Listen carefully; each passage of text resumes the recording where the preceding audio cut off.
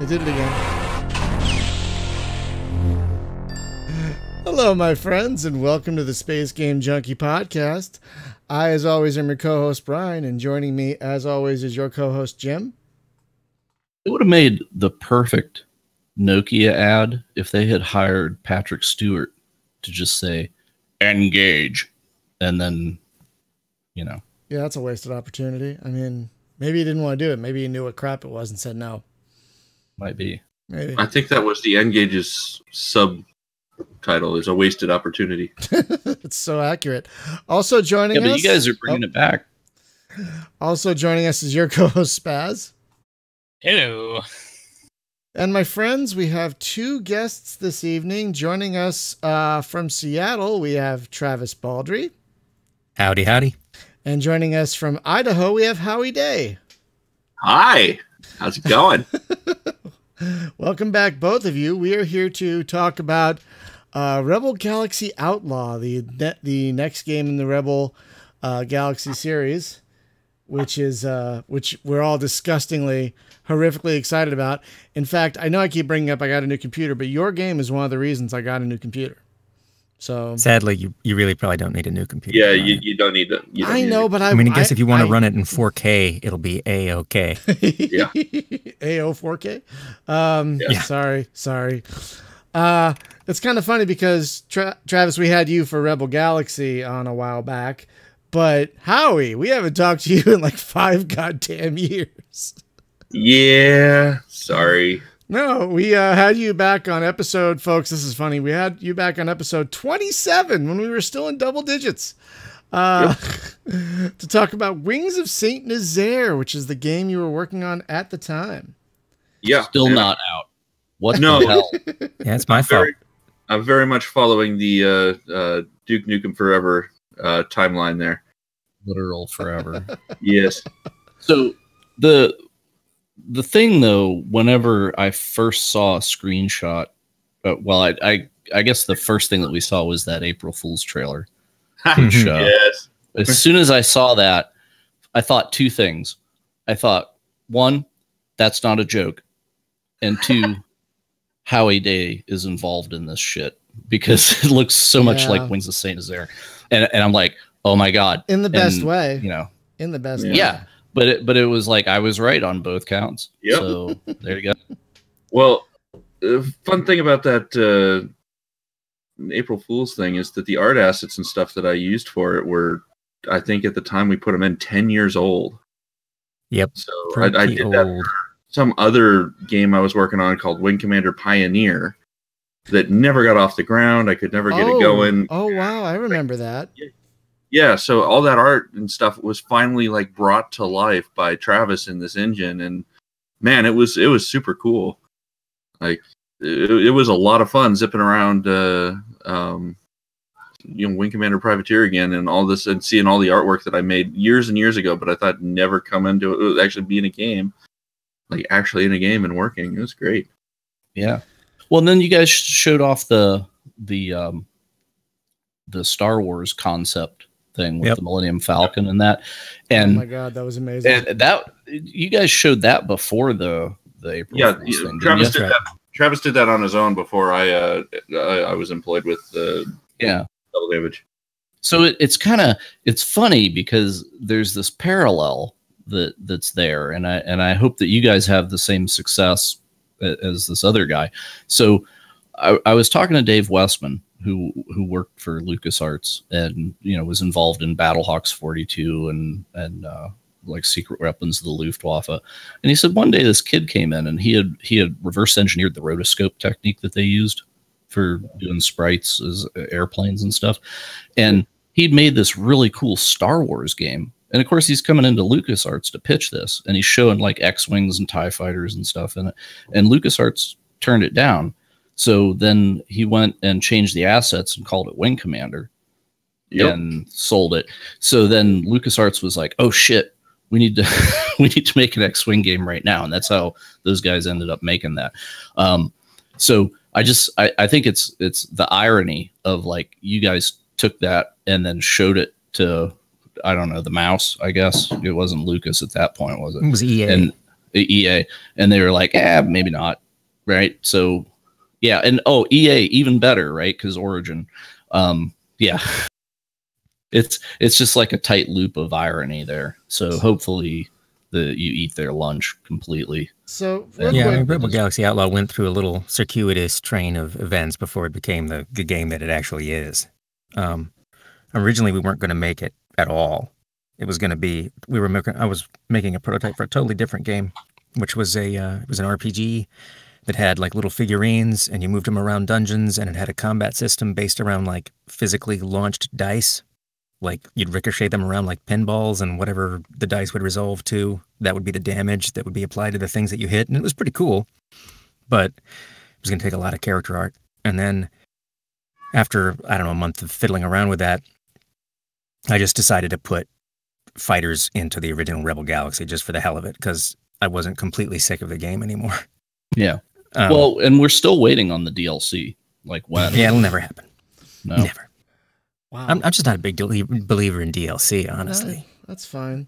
Mostly because by the time I'm done working on a game, I feel like all of my flesh has been burned off and people are pouring salt on it, and so I just don't want to be around it anymore. Wow. So, Wait, that's how about? Hang on. That's probably one of the most brutally honest things we have ever heard on the Space Game Junkie podcast. Shipping games is hell, man. And you ship them and you're not done, and then everything goes wrong for approximately 2 months when you're at your worst. So if you ever want to hate a game, make it. Just, yeah, exactly. When you're done with it, you just, oh God, you just don't even want to think about it. So, you got to have some cooling off time. But enough cooling off happened, and the original plan was to do combo fighter and capital ship combat, which is what I originally prototyped. So you could switch at will between the capital ship and whatever your support craft were. And you could kind of see that in the Star Wars thing where it was switching between ships. Mm-hmm. But just was never happy with the combination of those things, because for the broadside combat to work, it had to be on a plane. And if you took it off the plane, the controls got too complicated. If it was on the plane, it just felt really weird to be flying around when all the capital ships were on that kind of oceanic line. And it just didn't gel. It was too complicated, and there were too many weird issues with what if your fighter blows up, or what if your capital ship blows up, but the other one's fine. It was a mess. So in this one, you're gonna be in the fighters only, but the capital ships are still around, or there's capital ships, but now they aren't constrained because they don't have to rely on a broadside combat system that means that they have to horizontally line up. Mm. Well, I mean, that would be interesting if they still did that. It'd be kind of like they can fire broadsides, but they can. You don't have to control your depth. So the challenge when piloting one is, how do you control your depth? And is it like a submarine? And how low can you go? If the fighters can go down infinitely, how far can your capital ship go down? It's just very weird, and it added a whole other control that you had to do, and it was just not fun. Right, but if the AI is doing it and the player doesn't have to worry about it, then it doesn't matter. Look pretty darn cool. So I just remember in Free Space 2, some of the best moments was when you got caught between two capital ships that were duking it out, and you just prayed, like, please don't hit me while you're, because all it takes is that beam to graze you and it'll just blow you away. So it gave you a lot of respect for capital ships, like banging away at each other. Yeah, and we want the the spectacle of big capital ships duking it out and being able to blow parts off of them. But so do you get into a mode where, like, since you're a fighter, then you're not going to be hauling like massive piles of cargo around, but can you hire a capital ship? You can get much bigger fighter style ships. I mean, you can have hauler ships that are kind of like the equivalent of like a semi truck that have multiple turrets on them that can be manned and that can carry a lot of cargo, and are big lumbering beasts, but they're not at the capital ship scale. Just like the Galaxy, just like the Galaxy and Privateer, basically. Huh? That's so weird. I know, right? Who'd have thought? Yeah, but there are no parallels to Privateer here. But I mean, like some games have had it where you could actually hire another ship. Like in Rebel Galaxy, you would hire a fighter. Yeah, kind of Privateer too, but I don't want to talk about that. Let's not. Yeah. And you get hirelings in this one as well, but you don't hire them. They become unlocked by story events, and then you can switch between them, and then you can call them up. Because it's like nothing's more miserable than an escort quest, you know, where it's like, don't let this thing get killed unless you bought that thing and it's yours and you don't want it to get killed. So then you escort it. So I didn't know if maybe you guys went that route, or it kind of sounds like not so much. I mean, we haven't done anything where you're hiring we could do something where you're hiring a ship to haul stuff around, but we have not done it. And I don't know if it would be fun or not. And yeah, because things are so open and you decide halfway to go do something else, I don't know. Yeah, I mean, you'd be tied to it until it got to where it was going. I don't know. That's maybe more the territory of like an X game or something. Yeah, and this is very like not X, that's for sure. An X Rebirth, Oh, it's like you're flying the Albion Skunk, but you can hire these like super freighters, and then you have to kind of shepherd them around. So, I mean, the game went through a couple evolutions on the way to being what it is. For a while, it had a much more Star Wars aesthetic that we were working with. More of an Empire Strikes Back-y kind of vibe to it. So originally, ships were built that way. And what did we do? We built we pitched the Star Wars thing to EA. They said no. We figured they would. Or if that they said yes, that it would be you actually pitched horrible. It? You actually pitched it, and they said no? no? Yeah, we contacted EA and went through the channels and pitched God. the Star Wars thing to them. This is pre one of the Battlefronts. For God's sakes. But they were like, oh yeah, but we, if you want to do something else, let us know if there's some other thing you want to do. And we started thinking about it, and about that time, we took all of Howie's assets from the Pioneer thing and put together like the first chunk of Privateer. So it was the first few solar systems, and you could, get the ships, and it had the retros and the pirates, and all the stations were where they were supposed to be, and you could play, a couple hours of Privateer. And we thought briefly about saying, well, maybe we pitch doing a Privateer for EA, since they said, hey, if you want to do something else. But, the more I thought about it, who wants to make somebody else's property successful that isn't yours? Yeah, and also deal with the constraints that they would put on you, and yeah. So I was wondering, when you showed that thing off, did you just try to get the name or something? No, we didn't. We never did. We never pursued it. We talked really briefly about it, and Hallie can correct me if I'm misremembering this, but then my thought was, well, why don't we just make effectively Privateer? It's ours. The idea is, the concept is, what if Origin didn't get bought by EA and their style didn't change toward polygonal art, where everything was kind of reduced and it was constrained by the limits of technology at the time, and that style had somehow evolved all the way to now, basically the way that Howie makes art for things like Saint Nazaire and the work that he did for Pioneer. What would that game look like if it wasn't actually Privateer, but was in the spirit of that? And what if we just did that? Would you say that's pretty accurate, Howie? Yeah. I remember the conversation about whether or not we should go for the Wing Commander license to be a lot shorter than what you're making out. Like, we pretty much eliminated. Oh, it was like a day. Yeah, we were like, no, that's not like that. There's so much political stuff involved in that, and like I just making sure all the diehard fans are happy with it would just be.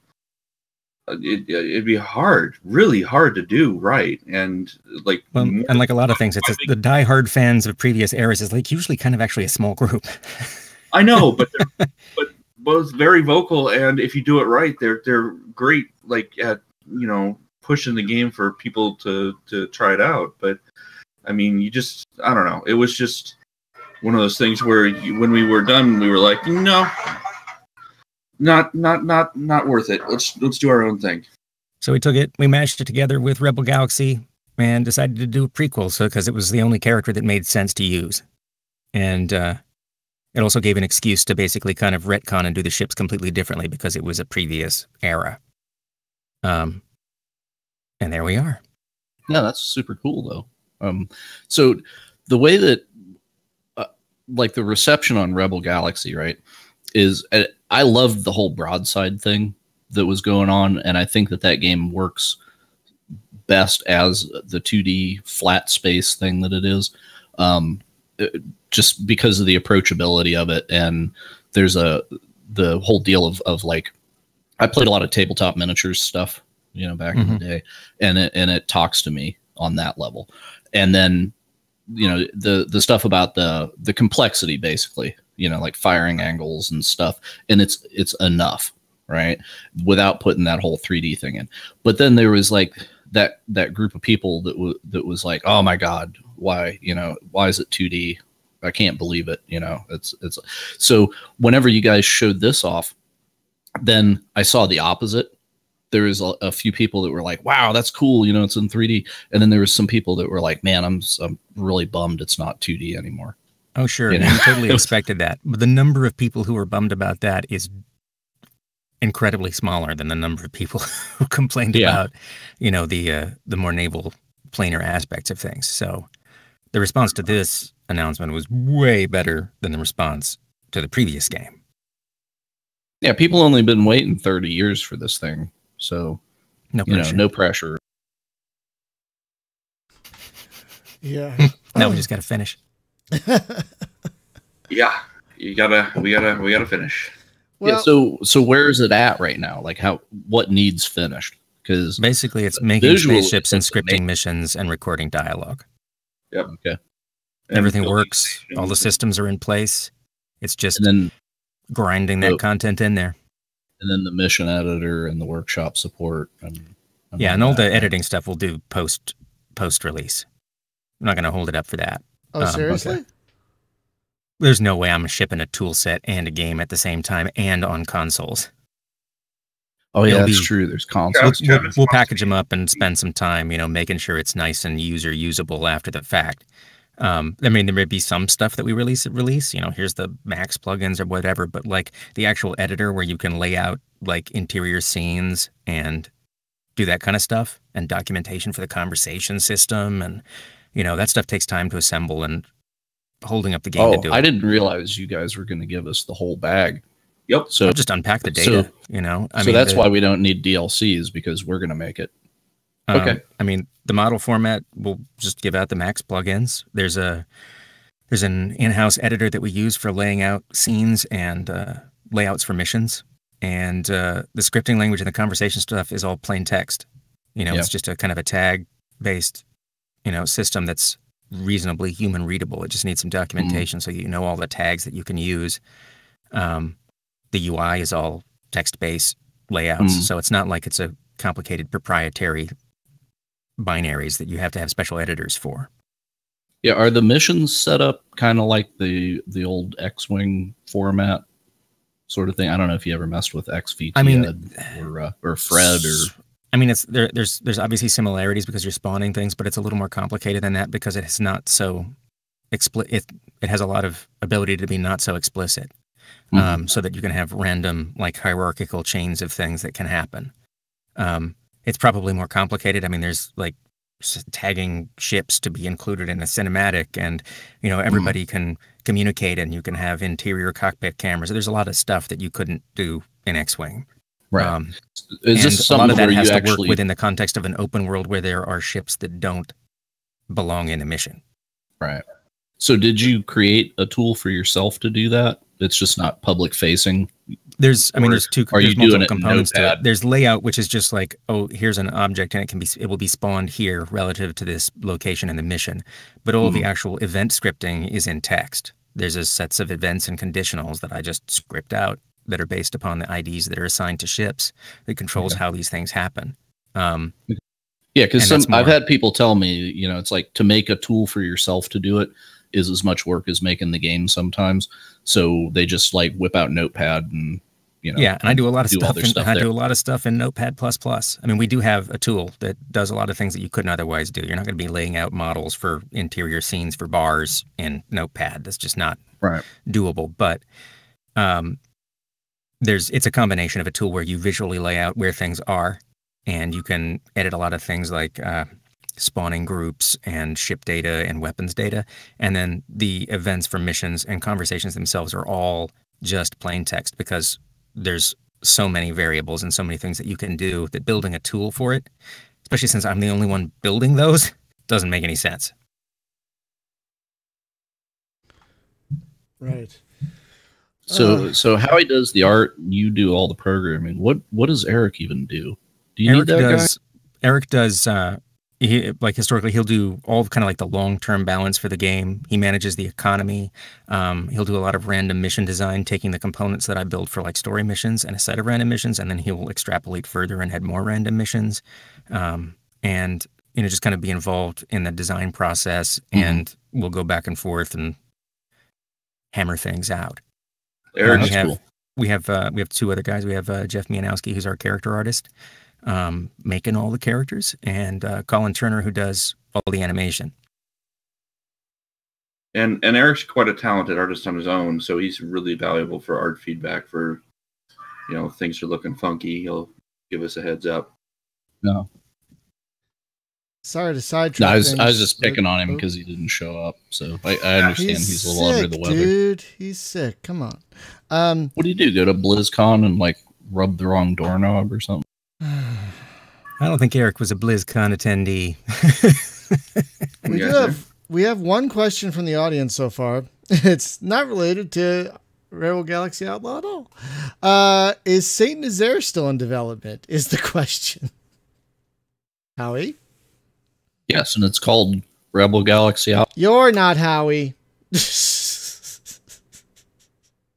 still here, Howie? Howie? Oh no. Uh-oh. Howie. Oh, he's there. He's logged in, but no audio. What's going on? Yeah, he might have had this. Oh. There he bounced. Now he's back. You there, Howie? Howie? Love doing it live, folks. Just love doing it live. Well, apparently that question was too powerful for Howie. Just blew him right out of Discord. Oh my That's right. Blew You can him roll back out of to the it. chair. The funny thing is he's still there. He's still in the chat room. Yeah, he might have had to step away, like Oh, emergency crazy. thing. So after you took a break from Rebel Galaxy, when did you start working on this one? I feel like it was in like February of the year following release. There was a lot of console stuff after Rebel Galaxy was initially released, and then a month or 2 of prototyping the other game, which is where we got the painting, by the way, because I built a painting tool for that game, and then just grafted it over because it was too cool to leave behind. The original plan was that you would be painting all these little figurines, so it was based on like a painting, little tabletop figurines. Yeah, I showed that video where you were showing off painting the spaceship and stuff. I got a buddy that is one of the developers for Substance Designer and Substance Painter. And of course that lets you paint like right on a 3D model kind of thing. And I showed him that and I was like, so this guy just kind of knocked this together, so what do you think? And he was quite impressed. So if you need another job, I think we can find you. Yeah, Howie seems to be having some issues. He says he's working on it over on YouTube. So we'll just get back to him. That's right. So I want to know in the painting stuff, because that's awesome. You have that option where you hit the button, you export the model. Santa Claus brings it at Christmas.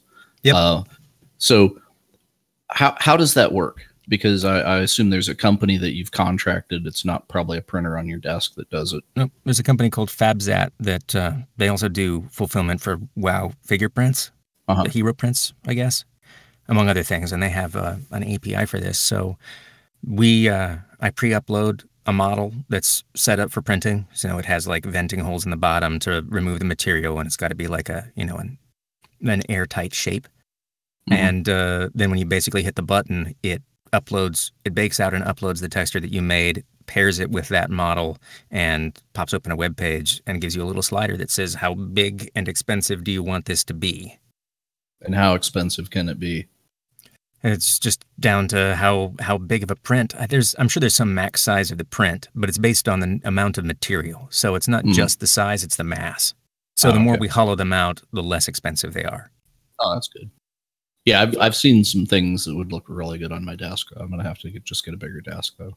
And we printed out a big one, and it's pretty cool. Yeah, how does the paint work, though? Because I didn't know that they could print it with color. It's printed in sandstone. Hey, he's back. And the color's baked in, so it's just part of the print. The same thing that happens when you get a WoW figure printed. Oh, that's wild. Okay, so it's sandstone. It's not... It's got this kind of gritty, It's like a cool feeling material. It's really heavy. Right. It's hefty. It feels like a gold brick. It feels valuable when you pick it up. It's really cool. Oh, neat. Yeah.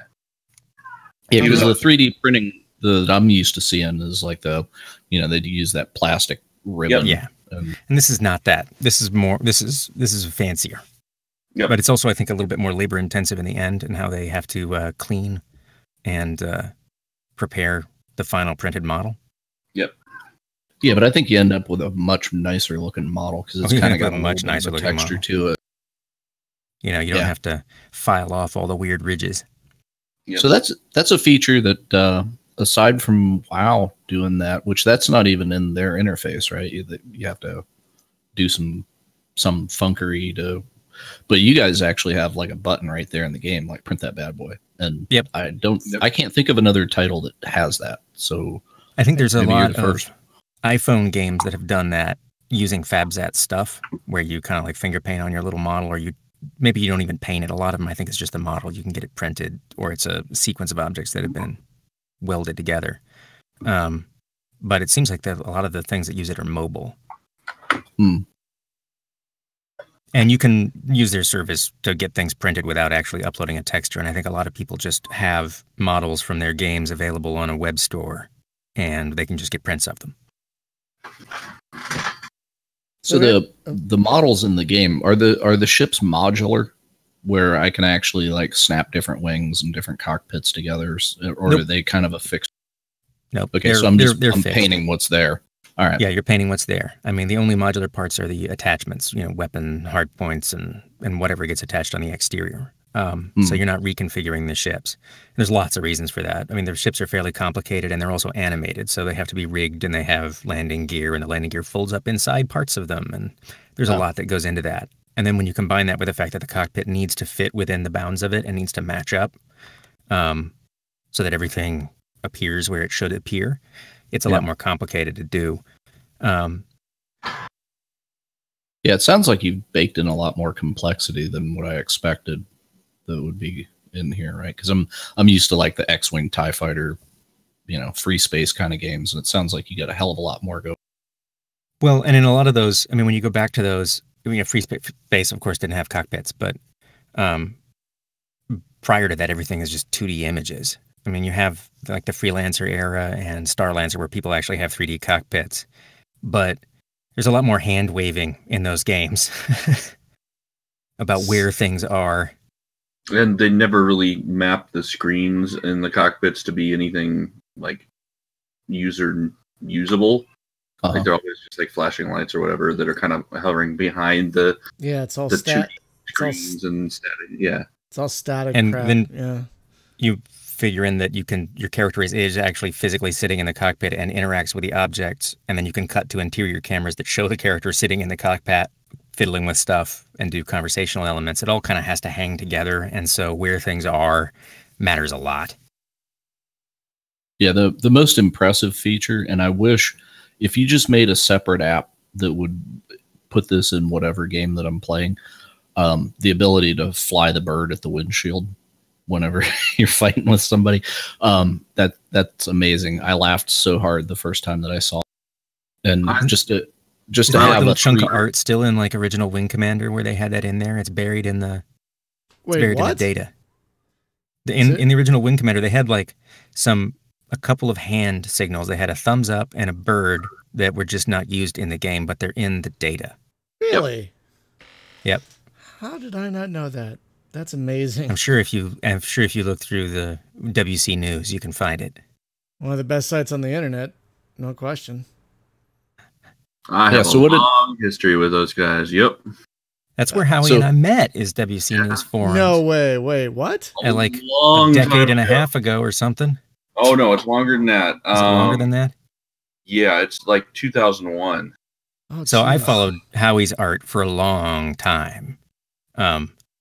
Because obviously we're both Wing Commander fans. We wouldn't be here doing this if we weren't. I used to frequent those forums, and Howie posted, amazing models all the time. And I ended up chatting with him there. I made it was like a Hornet model. It was very inspired by the kind of stuff that Howie was doing. I thought you just baked the textures from my high res model onto a low res model. I didn't know. I did literally model it and texture it, but I know it was super really Howie inspired. Job. Like once I looked at it, I was like, oh, he actually went for it. That was a really good job. But at the time, I was like, this dude's ripping my artwork off. Son of a bitch stole my shit. So my first impression of Travis was, "Why you son of a son of a bitch." So how was Howie brought on to the for this one? How was Howie brought on? So I contacted. Did I contact you on Twitter? I think it was. Yeah, it was Twitter. I feel like I contacted him on Twitter. Yeah. And I think on your Twitter it was listed that you lived in Lewiston. Yep. And my parents live about 45 minutes from there. So I can't remember what the hell I said, but I tweeted. I can tell you what you said. You probably have in your Twitter history. Well, and we ended up having breakfast and meeting up. But I don't remember if I asked you about doing stuff first or if we met first or what. Well, the first thing you did is you introduced yourself and said you've been following my artwork for a long time. And I said, oh, sure you have. Because, people like to say crap like that all the time. So whatever. You were like, no, I can prove it. And you went back and you showed me that you had a prototype of a remake or a re-engineer of Free Space 2.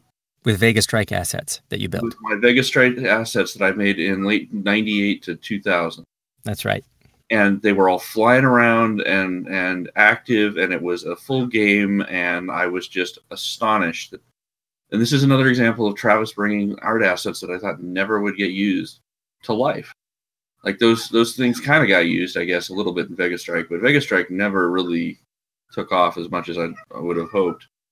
Yeah, that was a shame. It had a lot of potential. So is Vega Strike what Privateer Gemini Gold is based off of? Yeah. It's like they used it as the foundation.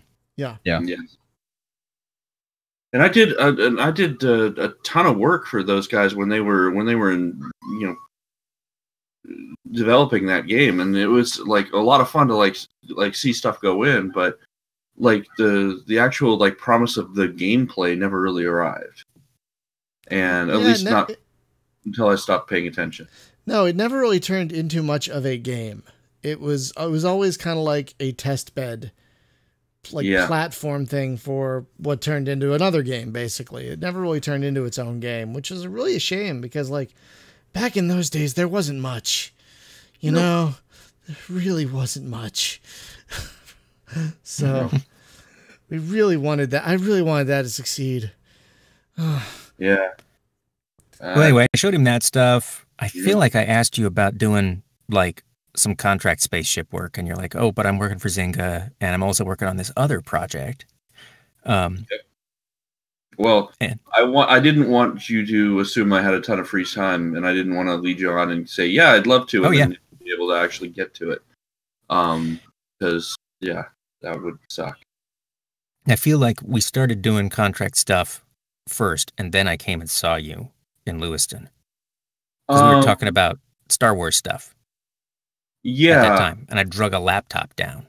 Yeah, you did. I hadn't done anything with you. I don't think I actually started doing any actual work for you until after SIGGRAPH.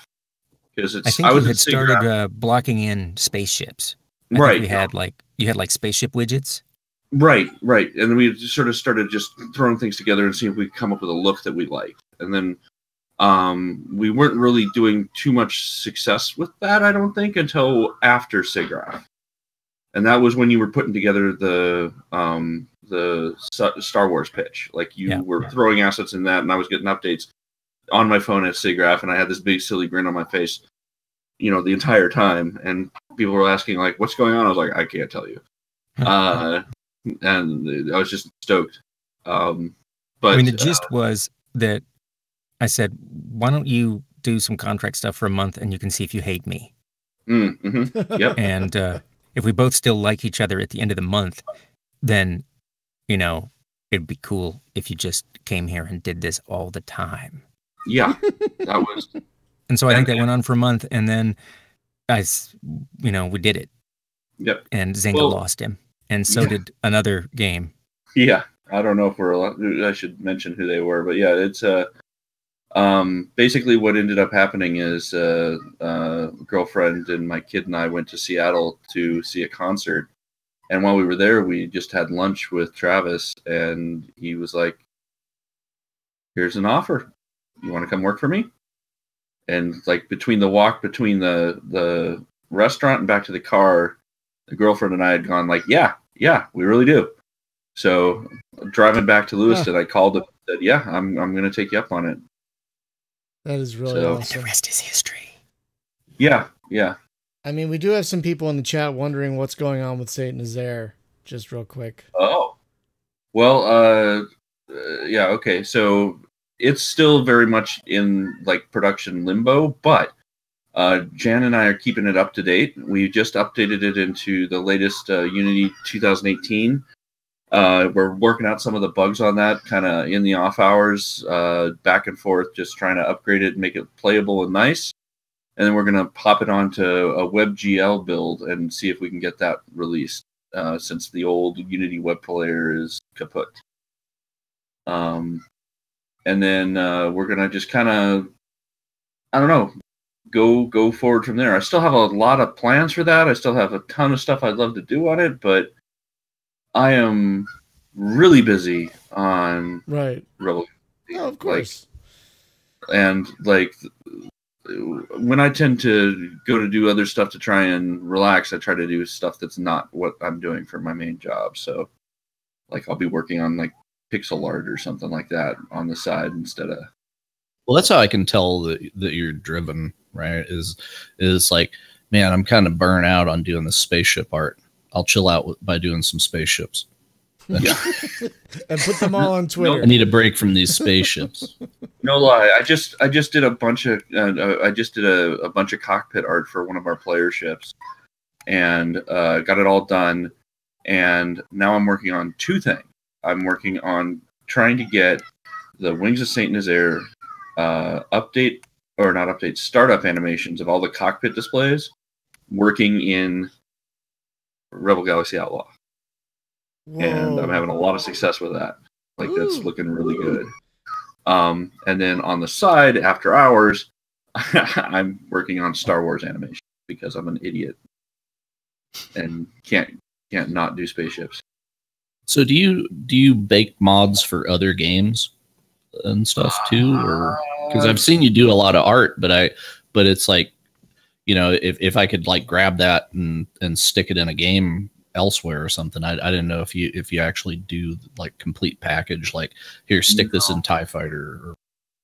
No, unfortunately not. I tend to get distracted before I finish things. Yeah. And I'll come back to it later and work on it then. Like the last time I touched this Star Wars animation stuff was over a year ago. Or I'll take it and put it in something for you. Yeah, exactly. Or Travis will just, go, hey, you still got that? And then it'll magically be a whole game and I won't have had anything to do with it besides the artwork. But yeah, no, it's I haven't done any mods for any games recently. I did at one point. I was doing stuff for like Doom and Dark Forces and stuff like that, but that's years and years ago. So, what is your toolkit? You know, like if I wanted to be super cool, like cockpit artist, what am I using? Well, I've got my primary 3D art package is 3D Studio Max 2018. For textures, I just use Photoshop. For random like texture packing and like texture sheeting, I use a program called GIF Movie Gear. It's, I don't know how I found this thing. It's super cheap, but it's excellent at like compiling animations in a dozen different ways. So I use that a lot. I think I got it because it supported animated PNGs, and nothing else did. So anyway, yeah. That's cool. Other than that, that's basically what I'm using day to day. Occasionally I'll use Crazy Bump, but that's like pretty rare. So Nazaire, it's all it's all flat bitmap, right? And then you rotoscope it to make it look like 3D ships. So how did that? No. Well, I'd say mostly yes. Anything capital ship size or larger is an actual 3D model, because that kind of crap, when it's that size, does not resolve well to an image. Right. But I mean, like the fighters and stuff is all. Yep. So whenever you're doing that, I have always wondered: does somebody, you start with a 3D model and then you rotate it and snap photos of it and then save those as your bitmap? Absolutely. That's exactly. Because I was wondering, like, damn, does he have to freehand like 50 different angles of this thing? No. And, you know, or and do you you don't actually really 3D? rotoscope it. You don't draw over it. You just render them out. Yeah, and it's not 50 different angles. Every ship in Wings of St. Nazaire has 544 different angles. Dear Lord. Hooray, That's a lot of angles. memory. Yeah. Yeah. And what Do you is sheet that? those That's up? Unity, I didn't know. right? Do you actually have those in one big sheet, like per ship? It actually needs to be on, due to the resolution of each individual sprite and the maximum resolution supported by Unity, it needs to be on 16 different sheets. And each one has, a bunch of rotations, and then we have a shader that flips between those UV coordinates and those texture sheets based on what angle you're looking at it from the camera, from its direction and heading, and the camera's angle to that object's location. So not to bring up something super nerdy, but I was just thinking about it in relation to this, and nobody's going to care but you and me. So I'm sorry for your podcast that I'm going to bring this up. But instead of doing that, you could use, and this is what they did in the Supergiant game, Transistor. All the animation frames are in a Bink movie, and they just yank them out as needed. And so it just decompresses which frame it needs on the fly from the Bink movie.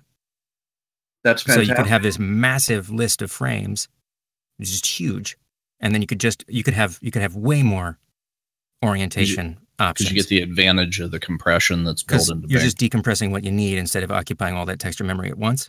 Anyway, nerd digression done. No, that's really cool. Now, I now know through working on Rebel Galaxy the magic of Bink. Up until working on this game, I had no idea that Bink was so awesome at all. What is Bink? What is it? Bink is basically what pretty much everybody uses to decode movies and play them in games. All the way back to Warcraft 2. Yep. Yeah. What is Smacker? Because I right. remember like Bink and Smacker were like hand in hand. Yeah, I think Smacker is Smacker deprecated now? I don't know. Yeah, I think Smacker was the original version of Bink. It was SMK files, and those are the ones that Travis is talking about being in Warcraft. And then, the BNK files are the videos. Oh, okay. And it runs on every device known to man, And quick, too. And it's fast, and it's really, really lean. So it's good for stuff like that.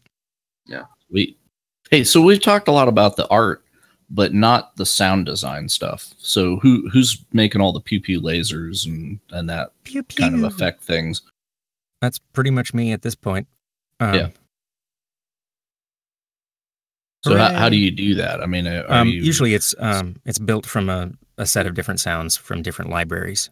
So we'll license different sets of like weapons, fire, and just a wide range of audio, and then you remix them and try and build something that feels the way you want it to. So there's a lot of percussive gunfire sounds from things like mortars and rifles and stuff like that, just to give it that kind of like kicky punch, because we are kind of very World War II-y feeling about this stuff.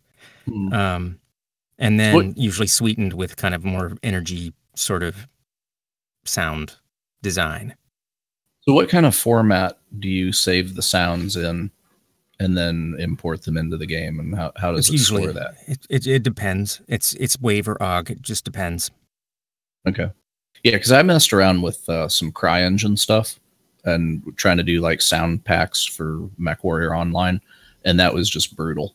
It like almost scared me off. And then I met a guy that was really good at it, and it was just like, I'll make the sounds, you pack them for me, okay? Because holy crap! And you had to use an application that's deprecated, so the only way to get it is actually write to the developers and beg, and then they'll give you the crusty old version that actually works with. Yeah, it was. Oof.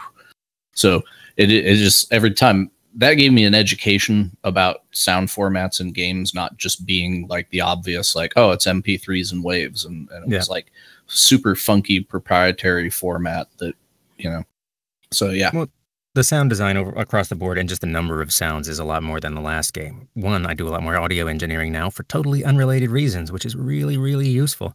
And, I actually have a recording space, so we don't have to record in a glass-walled office room. So we have, a lot more voice acting, a lot more voice acting, and the sound design. I've got more software to do it with and more expertise at doing it at this point. So how did you do? Because you have a lot of the characters in the game, I'm sure that you do. And did you have to bring other VO people in? Yeah, we have. Is it mostly? I think there's 25 actors right now. I mean, I still do this. I'm just kind of slowly going through all the sessions. There's lots of, and most actors do at least 6 or 7 sets of audio for different characters. And it just takes a while to do. Oh, wow.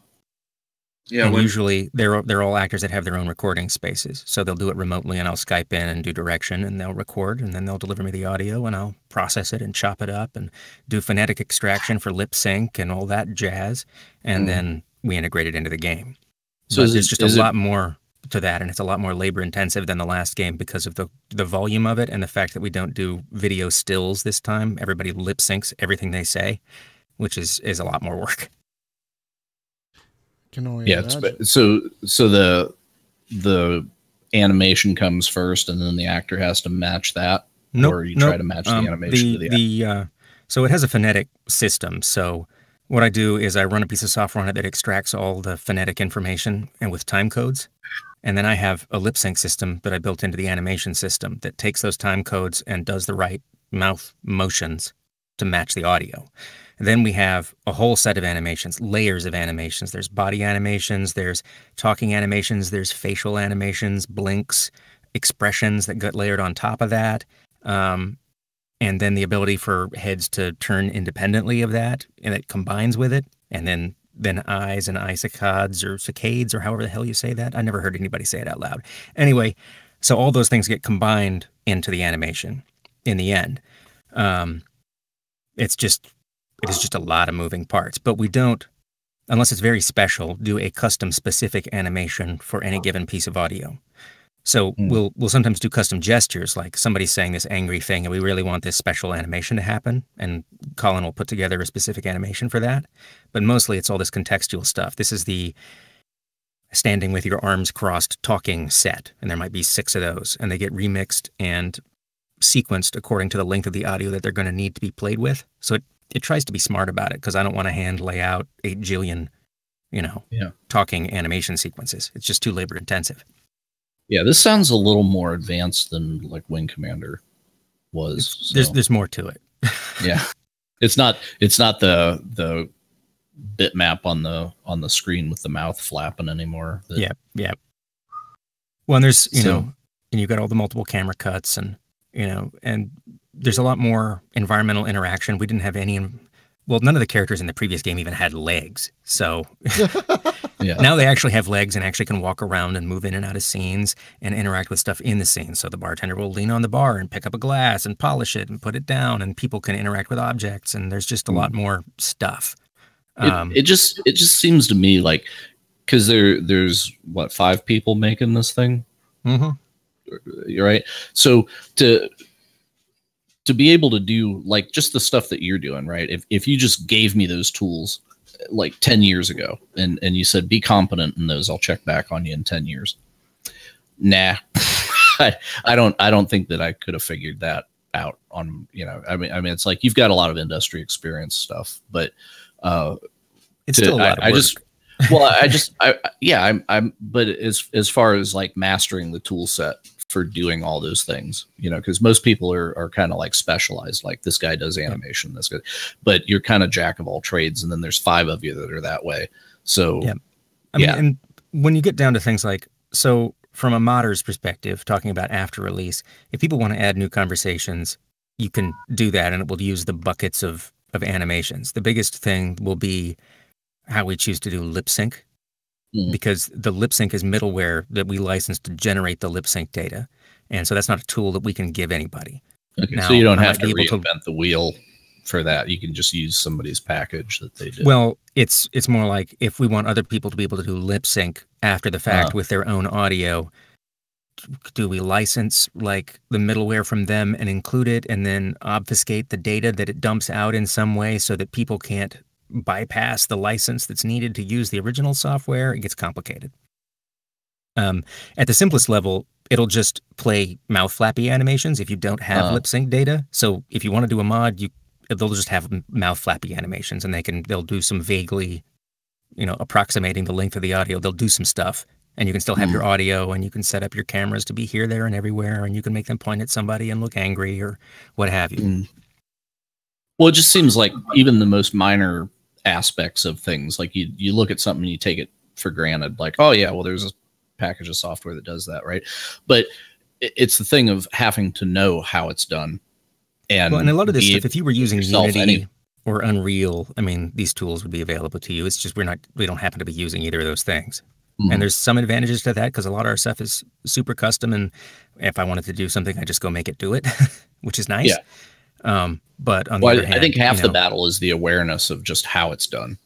Not let alone having the tool to do it and the knowledge to use the tool, but even to just say, yeah, this is the process by which this is constructed. You know, it's like you're getting into knowledge that I didn't have. I just assumed things, and then now that you're kind of in the trench with it, it's just like, oh yeah, okay, I see this now, and I can comprehend like how it would work. But if you sat me down in front of it, my brain would turn to jello until my somebody expectation actually is showed me. You know, it's a lot of work for somebody to make a full game out of a mod on this. I expect that more it'll be people adding ships, which is not that hard to do, you know, or modifying ships, or, you know, adding factions and different weapons and, you know, changing all that stuff around. It also has the ability to do a straightforward, like old school mission campaign. So if you don't want to, you can actually set a flag in the global data file that just sets it to campaign. And then you can just make a list of missions with specific ships and no open world stuff, just like, you know, any other old campaign-based sci-fi sim. Yeah, that's super cool, because actually my first IT job that I got, the reason I got hired was the guy that was the hiring manager had played one of my X-Wing versus TIE Fighter campaigns that I made in XVTED. And yeah. And so that's the thing that I'm kind of familiar with, to a much lesser degree, Fred. But yeah, I just remember like back then, this was like 96 or so. Sure. And, you know, that when the bulk of my screwing around with that thing went, and it's the ability to take a game that's modern like this and then whip out an editor like that and just stitch together like a, you know, 15, 20 mission long campaign thing and throw it out to the world would be amazing. And that seems to be what you're promising me. So I love you. Yeah, hopefully. Is the vanilla campaign for the game more of a freelancer privateer mix where it's like, you've got a main thing, but here's a bunch of side stuff to do until that main thing kicks in? So, I mean, at present, it's not. There's a few places where it's gated by progression a little bit. You know, like after you pass this amount of, you know, in Freelancer, it was net worth. You get this much net worth. And we did that in the last game, too. So there'll probably be a few gates like that where we just want to make sure that you don't stumble into something and you're like, oh, you're just completely outmatched at this point. You need more money. So it's got some of those gates built in. What the thresholds will be, we'll kind of decide as we're doing balance. But yeah, it's just, there's a main campaign, which has a few branches in it. And you can not do it anytime you want and go. I mean, it's structured like Privateer, but the missions are more concrete than Privateers were, and they don't, and they happen before like 3 hours into the game. Oh God, that's true. Yeah, Jesus. But it's not. None of it is. You know, none of it is save the world stuff for the most part. It's not. It's not the big campaign against the invaders. It's all low-key, low-end, crime kind of stuff. Crime world sort of much more personal things. much more personal stakes. There's a lot of bounty hunters and lowlives and nobodies. And I think that's nice. It is nice. Yeah, because you don't always want to save the world. I've saved the world a few times in games. Not everyone's going to save the world. People are just going to save themselves sometimes. Well, I had a kind of lengthy conversation with a friend of mine about that very subject today. Was the thing of, because we were talking about a movie, and it's like, okay, so it's not really Joe saves the world kind of thing. It could be more Joe has a private problem that's a problem for Joe, and then he tries to solve it and gets into some shit and then has to get himself out. But the rest of the world doesn't notice, right? Yep. So it's his personal drama. And and I like that scope. It's a lot better than like Joe is the chosen one. Yeah, there's absolutely no chosen one here. There's some big things that happen kind of like apart from you that you intersect with, but I like to say it's kind of like, it's like Chinatown. He's investigating this very specific thing, and there's rich, wealthy, powerful people doing this whole other thing up here that he intersects with, but that's not really what he was originally even involved with. Nice. So do you have the universe modeled in there where things are going on? It kind of how the first game was, right? Where there's like an ambassador going somewhere, and there's just the world is alive out there, and it doesn't center on the player has to trigger everything. Yep, that's right. The and it doesn't really care about it. Yeah, it just kind of goes along. Then, you can go to a bar and you can pay for information, and they'll flag freighters, and you can see those freighters flying around, and then you can go, shake them down, talk them out of their stuff. There's some more in-flight conversation options with those than there were in the last game. And you don't go to a separate interface to do them. So they can happen to more ships. So you can and they respond more to relative to your faction and your relative power. So you can legitimately intimidate people into just running away as part of like a way to actually win a mission. You can just scare people off because you're too darn powerful, and you tell them, hey, you better leave. And you can play also it like drop cargo, and then, as a way of bargaining, here's my stuff, just take it. And, they'll leave you alone or won't, depending on who they are.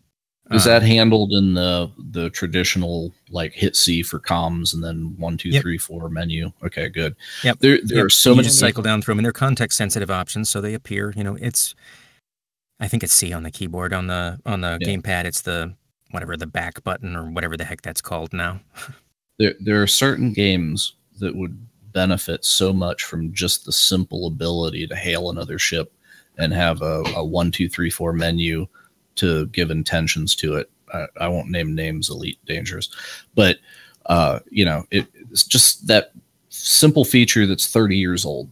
Yeah, and I'm so glad to see that it's because you can actually tell somebody, it's like, hey, I'm here for your cargo, right? Versus I just roll up on you and start shooting, and then you drop your cargo, right? And the big ships in this can jettison their cargo. They're all on these massive containers. And so if you persuade them to drop them, they jettison this huge cargo, and it jets off to the side in a puff of debris, and then you just blow it up and take their crap.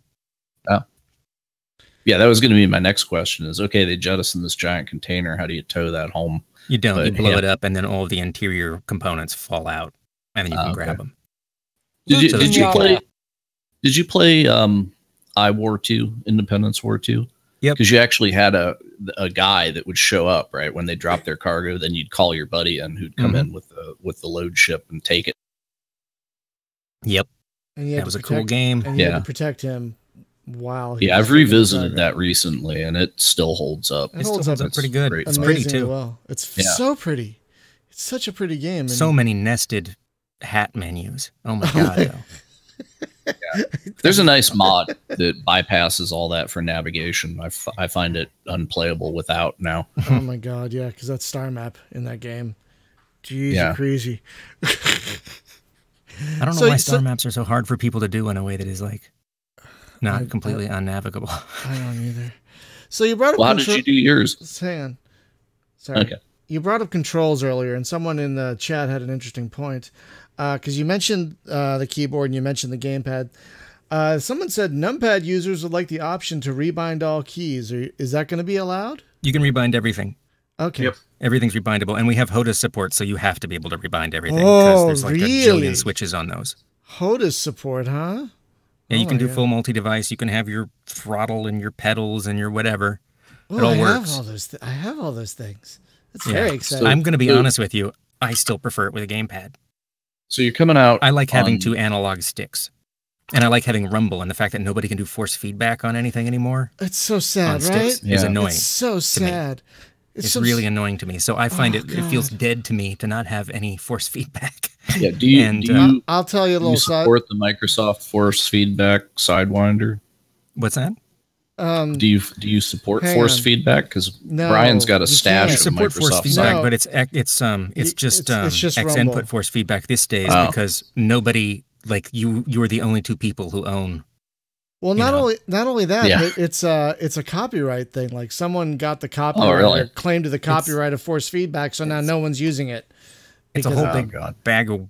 It's a bag of shit. Big bag of dicks. Big bag of shit, and it's so frustrating because one of the first things I did when I got my new computer is made sure this joystick worked with Windows 10, and to make sure that the force feedback still worked in FreeSpace 2. All worked great.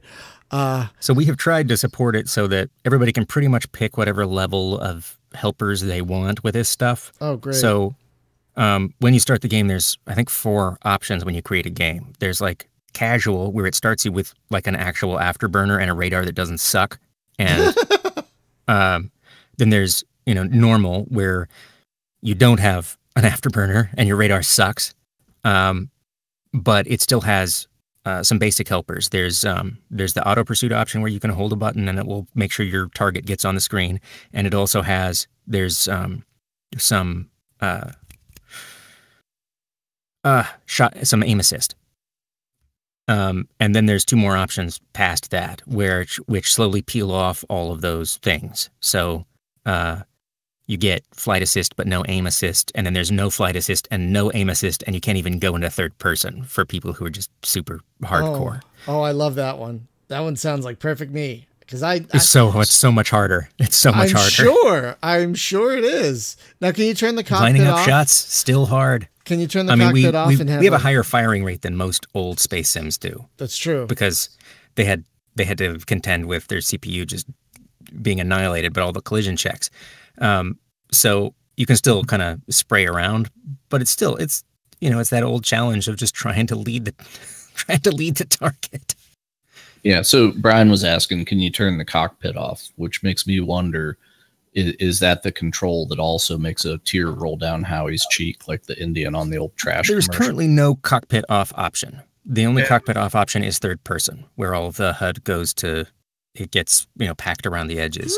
Really? So you go third person, you still have all your HUD, and it just kind of gets floated around to the edges, and you third person. But we don't let you turn off a cockpit, and I'm inclined not to let you turn off a cockpit because I think the cockpits are part of the flavor of the ships and part of what is their advantages and disadvantages, what you can see and what you can't see. It's like part of the reason that you didn't stick with a Tarsus was because you couldn't see a damn thing. Oh my God. Yeah, I'm good. And we're not as brutal as that, obviously. Thank God, but it's like when you get a ship, when you make the switch from a ship that has lower visibility to a ship with like a bubble where you can see everything, it's great. It's a cool. It just makes it feel good when you do it. And so taking that away, where they just become anonymous, I didn't like it when people removed cockpits, and so I dig my heels in a little bit about letting you toggle them off. No, that's totally fair. It's your game. But then that's what mods are for, right? If you guys want to make all the cockpits invisible, fine. You just make all the cockpits invisible. So I have a question about the AI and dogfighting with them, because it's my experience in these games that whenever you get behind them and then you hit that match speed button, they're toast, right? They don't have any options for shaking you. Like how would that even be possible? Like, how would you break that or whatever? Yeah. How could the AI possibly get you off their ass? Well, there's like auto, not even some of it's just follow, relative turning speed, because some of them can literally turn faster than you. But and relative speed as far as how fast you can pursue. But in general, the only way I can think of that you can fully shake them is if they have, or they can fully shake you is if they have, mines that they drop. And ships can drop mines, but I don't think we're going to have that many ships drop mines because it's annoying. Yeah. Well, it's like, but in part of air it's just combat, that you're not, right? you're mostly, it's not a mano-a-mano fight. It's usually you against multiple ships. So it's about, choosing your target and worrying about all the other things that are happening at the same time. So are the AI, are they aware of each other? Like they'll do wingman things, like one guy will lead you so the other guy can drop in behind you, or is it kind of like really, because each of them flies for themselves? I just don't think it reads. I think it adds a lot of complexity to the AI that makes it harder for them to do things intentionally that you can understand. Right. So they do fly in, they do have a concept of like a wing leader, or they can, or people that they are protecting or just trying to fly in formation with. But once they break an attack, they're mostly breaking an attack. They can have something that they're attempting to protect that they will then assist if you attack it. And they all have variable skill levels, which determine, whether they can see incoming dumbfires and juke out of the way, for instance, that kind of stuff. Right. And it's all kind of on a gradient of pilot skill. They know how to use countermeasures and stuff like that. But that's all, again, all dependent on pilot skill. Right. Yeah, because like traditional X-Wing kind of game, right? So there's the guy that you're chasing that can't get you off of him. And then there's the 5 guys that have got you targeted that then fall in single file behind you. And you just kind of end up as a twisty snake of ships flying. Yep. So, but that's the traditional thing. So, and part of it is you don't want to, one of the most satisfying things for me in a space sim is being behind somebody and then unloading on them and watching them blow up. Right. So having that be a thing that happens is good as far as I'm concerned, as long as it feels good and the flow of the game isn't broken.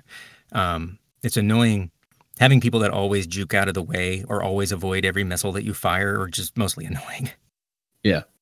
It's good. Can you like semi-cripple enemy ships? And then... They all have the same subsystems that you do. It's mostly only noticeable, I think, on big ships, because once you get to the point of starting to cripple subsystems on a little ship, it's hard for you to tell relative differences in their speed or maneuverability. So, and by the time they start really getting damaged, they're pretty close to blowing up. It does work. I just don't think that you will notice in practice for the most part. So you don't get in this scenario where there's like 3 guys on you, you half kill one and say, I'll come back for you. And then it's just, you don't. I mean, you can totally wound them, and you may, because they've, they're shellacked and it's only going to take a couple of shots. But I think your decisions are more about who's got what kind of weaponry and. Can you, so especially for the little ships. If you're talking about a big ship, you can blow off defenses on a big ship, and it's something you want to do.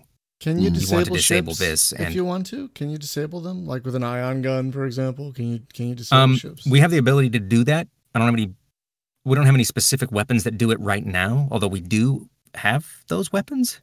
Like, they work. We just don't have one that you can buy right now. And we have EMP weaponry also that's like temporary disable, so that you can do an EMP blast that makes another ship just go tumbling for a while until their systems come back online and then they re-engage. But I mean, we have weapons that do ion cannon kind of stuff, but since we don't have a lot of missions where it's go disable ships like you did in X-Wing, it's not been a useful weapon to have, because if you're going to use a hard point for that and you get to choose, you're mostly going to choose something that blows things up. That's fair. What kind of missions are we looking at for this game? As many mission types as we can cram in. They're more involved, and they have more possibilities than they did in the previous game. And they can also chain. So for random missions, they can have branching random submissions. So you go to this location, and then different things can happen that go off into another fork. Oh, that's awesome. So they're a little more complicated than the previous ones. Well, that kind of makes sense, because the universe this time isn't randomized like it was the last time. So adding that kind of random element to the missions themselves kind of... Well, and a lot of it's just you get something from a mission board, and you're like, okay, well, that's the mission where I do that thing, and then you go do that thing. And it's nice if there's the potential that that thing might not be the thing you thought it was. That's true. God. We were talking about console stuff before, and is it coming out on PlayStation and Xbox? Yep. Okay. Right now it's PS4 and Switch. All right. Switch? So wait, yep. Really? Yep. I didn't need a new computer for this. Which is going to be cool. No, that's great. That might get me to buy a Switch. God damn it! Not a lot of space combat games on the Switch. I've been really trying to avoid buying a Switch. God. Well, you might as well wait. Yeah. I'll wait till your game comes out, but still, I wasn't planning on buying one for a while. Then you can order your 3D printed ship and then tape it to the top of your Switch controller, and it's that Star Fox game. The Starlink. Yeah, that's what it's called. So I do want to. Well, the reason I was asking about PS4 though is because PSVR. And we were talking about like the detail of the cockpits and stuff and how you can look around and whatnot. And it just made me wonder about the whole VR thing. Totally not going to do VR. Totally not gonna. Is there gonna be head tracking? A bunch of reasons. There's a bunch of reasons. I can go through them if you want. Please. What about just head tracking? No VR. Well, there's a couple things with that, but I'll address VR first.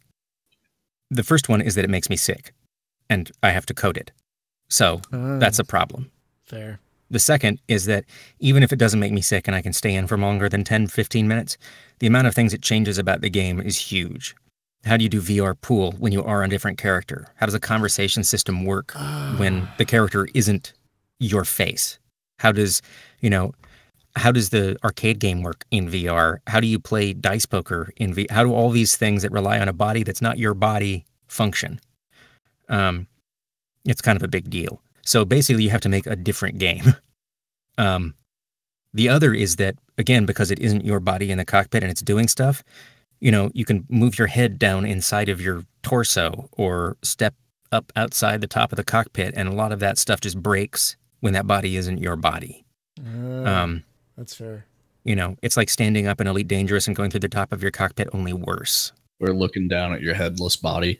Yeah. So there's a lot of weirdness to that, and there's so many cinematic cuts where it switches to you looking at the character while she's talking, while she's in the cockpit, and where are you? So all of those things happen, and that also is one of the reasons why doing like the track IR and looking around is an issue. Is like where does your viewpoint end up inside the body? What if her arm comes up and she's flipping somebody off? Is your viewpoint inside the body now? I don't know. So how do you end up looking around in the cockpit then? Is it like it focuses on a particular instrument? You don't unless there's a camera cut for it. Oh. Gotcha. It's controlled, because, and maybe we can do like a limited sort of padlock view where it really is nailed to your head and it doesn't move. We might be able to do that. Remember like Eurofighter 2000? It's like, I want to look at this radar display. So it kind of like tilts your head down to the radar display kind of deal. So it frames that, right? Yeah. I didn't know if maybe you were doing something because we don't do that. And in like general, how is cockpit? Yeah, they're designed to be viewed. Yeah, well, but it's the thing where it used to be a 2D thing that was on the screen, and now you guys have made it a 3D thing. But it's kind of like, unless you do like a cut thing around in the environment, it could still kind of be a 2D thing. Like whenever I look at it in the little GIFs that you guys put up, it's like I can't tell that it's a 3D thing. I think it's just a really good 2D thing. And it's more obvious when you're in it and you have changes in perspective that are subtle all the time. Mm-hmm. But it's really, in a lot of ways, designed as a 2D thing because we want you to actually be able to see the components of your dashboard, which is sort of a problem with 3D dashboards, where you can't just glance down with your eyes and look at that thing. Yeah, and I think it's a testament to the simplicity yet functionality of the original games that this is inspired by, that there's been a lot of cockpit things attempted, and then whenever you guys go back to like 1992, it works. Well, Kelly can probably talk a lot more about cockpit design because he has to actually deal with the fact that he has to pack all this stuff into the field of view. Yeah, that is always a bit of a challenge, and it's always the very first thing I do when I'm building one of these cockpits is I come up with a unique layout for where all the little gizmos and stuff go. And that's one of the things we're pushing on this, is that every cockpit will be fundamentally different. Mhm. Like you're not going to pop into something and go, it's the same thing. In fact, it's even to the point where there's a ship that's a variation of another ship in the game. Like it's a customized hot rod version that you can pick up. Mhm. And its cockpit is fundamentally different. Like it looks like the guys moved stuff around and like tried to get a better field of view. That's Like awesome. it's intentionally made to look like a custom. Like if you've got if you ever seen like a really highly customized like street racer. Like they've got all these crazy pods of like data and stuff coming in and like flashing lights and stuff that most cars don't have. This is the same basic idea. Like it's been like chopped and moved around to try and be a better field of view, and have things that relate to each other closer together and that sort of thing.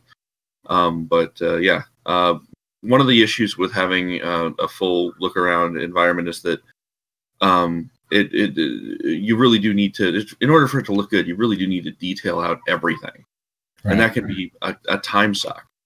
Right. Well, I just thought it was 2D until he said it was 3D, and then it was like, oh, can you look around? Because it never even occurred to me until he said that. So they're all 3D. They all they're all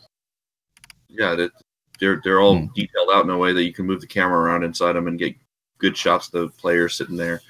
But if we actually let you like zoom in and look at stuff, the illusion of the detail level would fall apart pretty quickly. It's basically to try and get the most out of texture space and everything else that we've got going. I've optimized all the artwork to be at a good visible or a good texel density at 4K from the resolution from the player's perspective. So if you're looking at the game in 4K, the cockpit looks great. All right. But if we let you zoom in at 4K, it's going to fall apart. And if we let you zoom in at 1080p, it's going to fall apart. Because, there's only so far we can push that before we run out of texture space.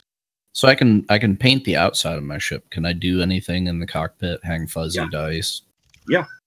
Yep. In fact, we've got two. I don't know if they're shown in the video you guys are running, but we do have two pieces of flare as tests right now. One of them is a flare.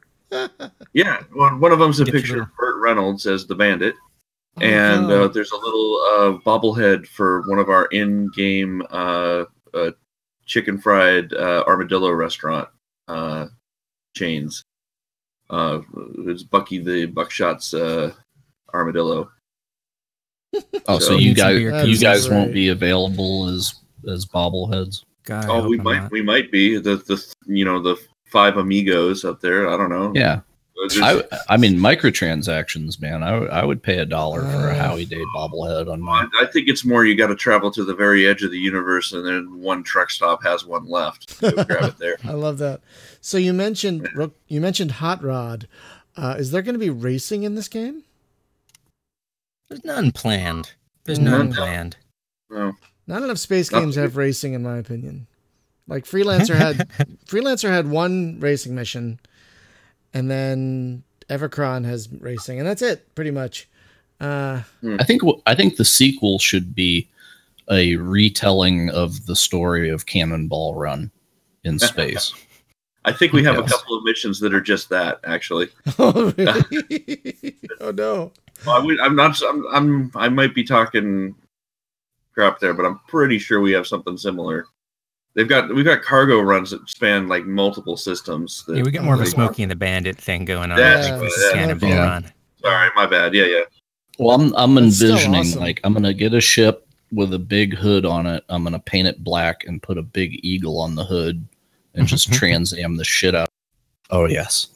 Yeah. And then go to the truck stop. And just you do have truck pick stop, up some beer. Right? Beer is a commodity in the game. Mod in Jackie Gleason's dialogue from the Smokey and the Bandit movies. And you go in the truck stop, and there's like a band playing behind chicken wire and crappy barbecue sandwich. Square pigs. Are you familiar with the square pigs?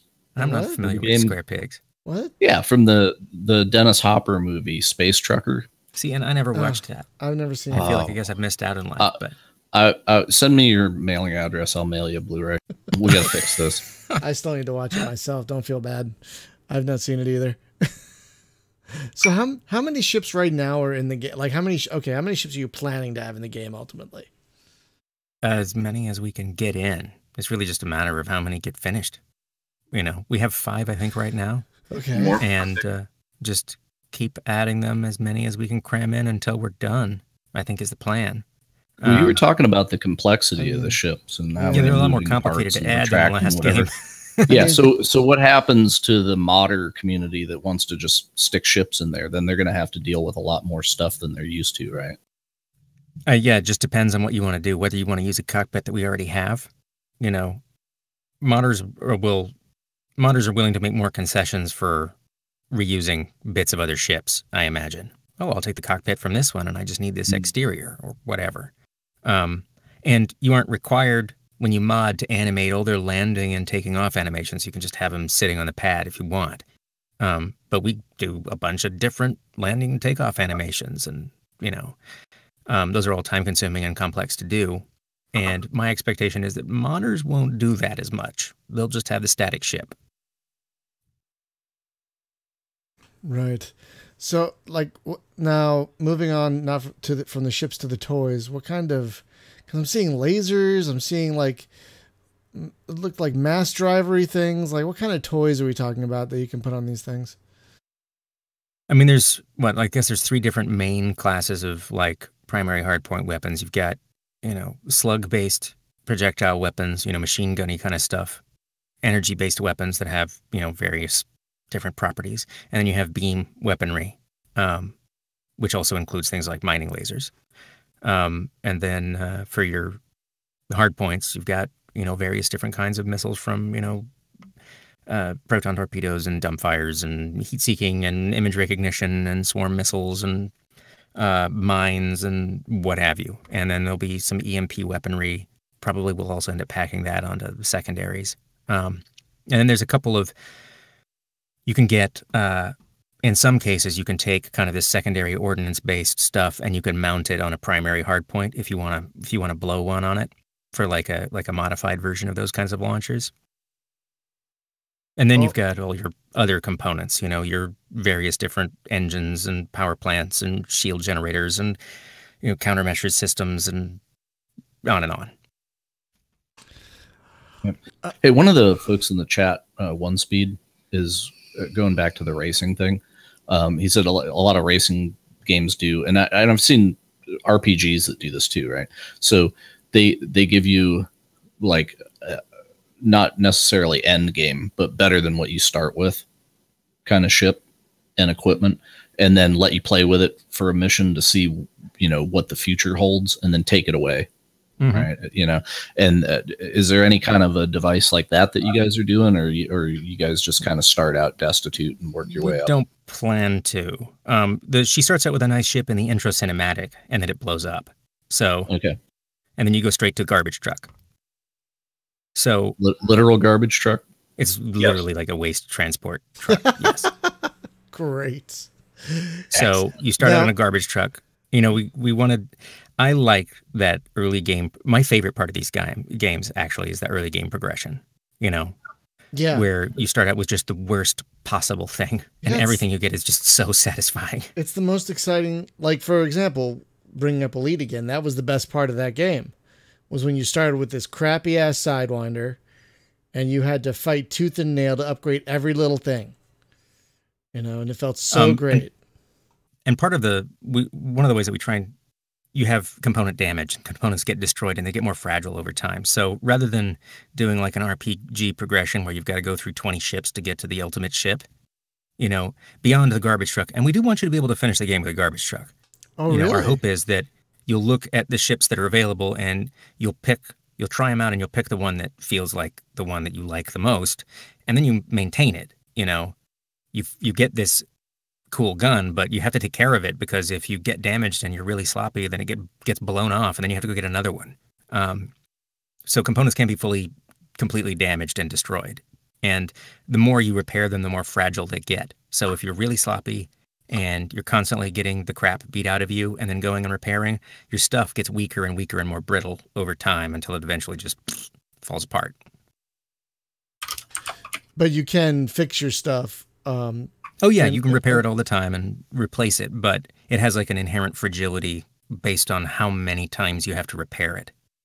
Oh, so can stuff and based on like, how much you had to repair. It's not just like you can get 5 repairs. It's a percentage of like how much it was damaged and how much had to be repaired to bring it back to functioning order. Can stuff fail outright? Like, can things be old enough? Like, you have used this one gun for like 20 hours. It's just it has done. It has to actually be damaged to be destroyed. So it won't just like stop and just disappear.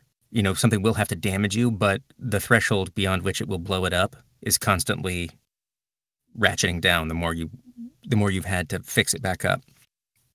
So since you start sorry, go ahead. No, go ahead. I was going to say, since you start with a waste disposal truck, basically, is that going to be a mission type, hauling shit, basically? I mean, there's cargo missions where you take stuff, but I don't know if we'll do it explicitly as garbage. I mean, a lot of our commodities are kind of lower end commodities than they were in the last time, like beer and, meat patties. No, I need a mission where you actually have to like steal shit and then go somewhere and dump it like in the space station. I want this space vandalism. I basically want the Sewage Avenger mission from was it Saints Row 2? Exactly. That's what I want. From Saints Row. Yeah, that's what I want. More than anything. I would actually like a mission in which you can deliver beer to the sun. The sun? The roused hour. Oh my god. That's a Mystery Science and name the mission. I wonder if there's beer on the sun, and you have to like deliver beer out to some solar platform. Okay. And the guy talks like this: roused hour, I need you to deliver beer to the sun. Roused hour. Yes, another mandatory movie. You guys know what we're talking about? I have no idea. This is a Mystery Science Theater that I have not seen. It's called The Final Sacrifice. It's a Canadian horror. It's a Canadian horror movie, quote unquote horror movie, and it is outright horrendous. It is so bad, but it's really one of their best episodes, like ever. Oh my god, you should definitely. I think you can stream it on. You might be able to stream it on Netflix. I'm not 100%. It's up there with Space Mutiny. Oh yes. Yeah, it is one of their best. One of their best. So, are there ships big enough to dock with? Like in Freelancer, for example, you could dock with battle cruisers and stuff. Are there ships here that you can dock with, or is it just space stations? We haven't let you dock with any of them yet, but some of them are big enough that you could theoretically, and they have docks built onto them that stuff could be launched from. We just don't happen to have you doing it at present. I mean, everything is a ship as far as the game is concerned. It doesn't care if it's a station or anything else. You could dock with anything, but as long as it's got a spot and we make an animation for you docking with it. Now, there is kind of like Privateer, if I'm remembering correctly, there is a Mercenaries Guild and what's the other guild? Merchants Guild. Merchants Guild, yes. Yes, I love that you have added those. I wish more games. It's important. Yeah, it's so important. Because I just don't want the same old side missions. Sometimes I just want to haul stuff. So that sometimes I just want to play asteroids in the bar. Yeah. I'm just amazed at that you guys stuck like is it a full-on arcade game or is it just like one level, whatever? Or can you can actually go on play that and get thing? on the high scoreboards. There'll be a mission that unlocks if you get the high score, kind of like a last Starfighter-y kind of thing. Wait a minute. You should hold up. You should wait. Oh yeah, I remember that now. Hold the phone. There's a Last Starfighter like unlock thing. Yeah, it's not going to be explicitly the Last Starfighter, but like, oh my god. Yeah, Centauri shows up and recruits you for the Space Navy. We're trying to integrate most of the side activities in some way. Like, as part of story missions, you actually will do, play pool or it'll be an option anyway. The pool thing. The plan is to have a pool tournament that you can engage in. Whoa. Yeah, the pool thing, and then you got dice poker that's in there. and then the asteroids thing, and God knows what else. But the pool sim, like that's a game unto itself. That surprisingly somebody probably enjoyable. would have sold for $20, you know. Surprisingly So yeah, just a lot of effort went into. I played so much virtual pool back in the day.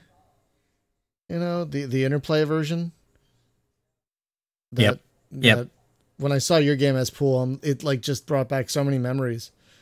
It's nice to be able to play pool with aliens that swear at you. It's like important addition. It's like oh, that's what you need. You need Shuffle Puck in there too.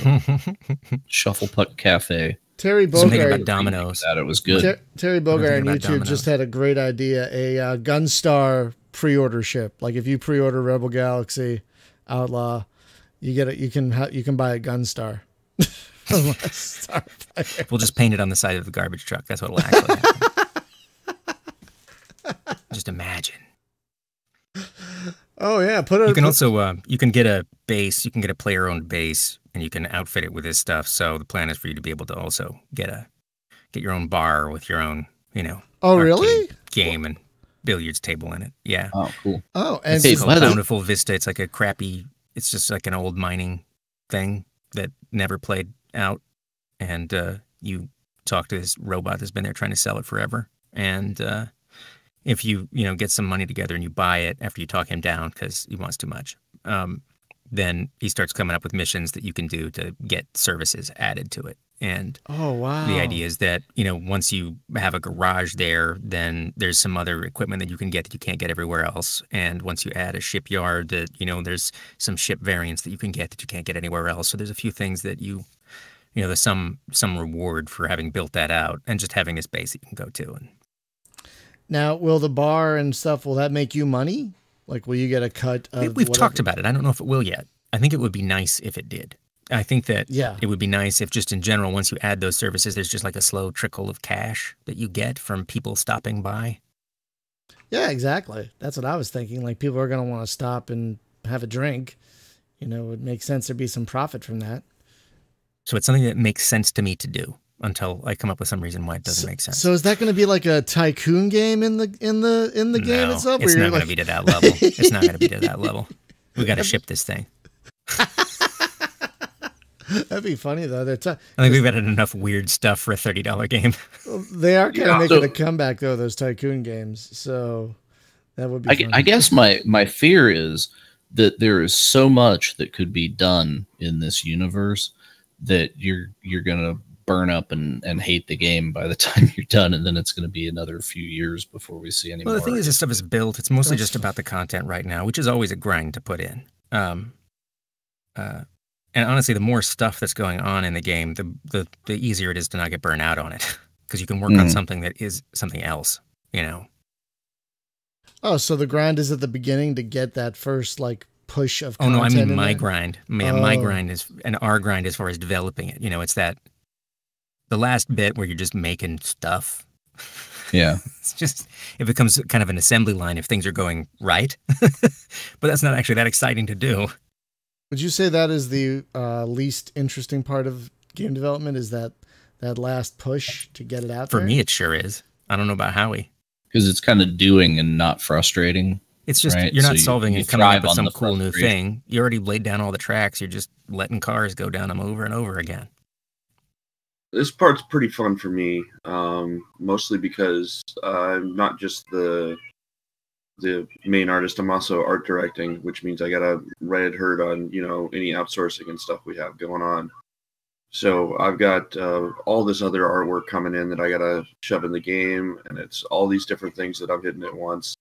And if I get tired of, I don't want to do a cockpit, well, I've got another player ship lined up, and I can just do that, and that's landing gear, hard points and making it look cool. And if that's not interesting, well, I could probably take a couple of day break and work on Space Station. And if that's not interesting, I've got this whole randomized asteroid-based thing that I've got set up, mostly set up, that needs to be put into the game. And then we'll have all these crazy, cool randomized asteroid bases all over the place, that you can just adding environmental detail and stuff. You can just go in and do that. And, a couple of days ago, I got bored with cockpit stuff, so I spent a couple of hours working on are VFX for electrical hits, like if your shields get hit. Like, I wasn't totally stoked about the way it looked, so I went in and spent a couple hours trying to improve it, and I was very happy with the update. And that sort of gets used everywhere, so everything from jump drives to shield hits, it's all looking better now. So that's, you know, for a small amount of time investment, it's like a pretty big visual improvement. But I'm running out of cool things to add that don't involve, you know, I really should just be scripting missions. I should only be scripting missions and rigging up ships, and that's pretty much all I should do. I did add the bit where you can talk to the ship salesman as part of the purchase, so you have the conversation instead of just buy ship. That's because that's important. Yeah, because couldn't in Freelancer you could have a small conversation with the ship dealer? Well, I know you did in Privateer. I don't remember in Freelancer. Maybe that's what I'm. Did you in Freelancer? No, I don't think you did in Freelancer. Well, maybe you did. But I know you did in Privateer, and I thought it added a lot. Yeah. Now, one thing even if he wouldn't tell you the price, which was annoying. Now, one thing you just don't have enough. You just don't got it. You just don't got it. How far have I got to go? I guess I'll pull out the manual. So one thing that Freelancer did, in thinking of Freelancer, that we wish more games did, and we talk about this a lot, is like chatter, like radio chatter, like universe chatter, like when you're flying around. Like Freelancer did this amazingly, where it was like, you know, what are you doing here? You know, we're going to scan you, this sort of thing. Is there anything like that in this game? Is there any kind of chatter? Yeah, I mean, the cops talk to you when you come by, or do scans. The pirates talk to you, merchants greet you, you know, ask you how you're doing. You can respond back and ask them how they're doing. There's what else? So I mean, and then when you get buddies and they come in, they have their own conversation stuff. Oh, cool. Because that adds. Go ahead, Howie. Go ahead, Howie. Yeah. Oh, I said you can receive like active distress calls and stuff. Like as you're just flying around, like people can call for help, and you can go help them out for like they'll be like grateful and give you a bit of a reward for it. Like, you know, it doesn't have the low grade like I'm docking with port A7 blah blah blah, like the traffic control kind of stuff for the most part. Mostly because we try and keep those channels up for stuff that's important. And there's a lot of dialogue. Right. But yeah, police will talk to you and greet you and scan you and ask you for help. And you can say, hey, do you want a hand? And they can say no or yes or whatever. So that's pretty cool. It sounds like, because I know that's a lot of work. I can only imagine how much work they did in Freelancer to do that kind of thing. The comms get a lot of work out. I mean, it's not that quiet of a game for the most part. Oh, good. Because so many games forget about that sort of thing where you can talk to other ships and like feel more interactive with the universe instead of just shooting things. Yeah, people don't do comms that much anymore. I know. You know, partially it's a lot of work, but yeah, you know, when I first played Elite, I really missed, like Elite Dangerous, I really missed not having any. And they've added some audio now, right?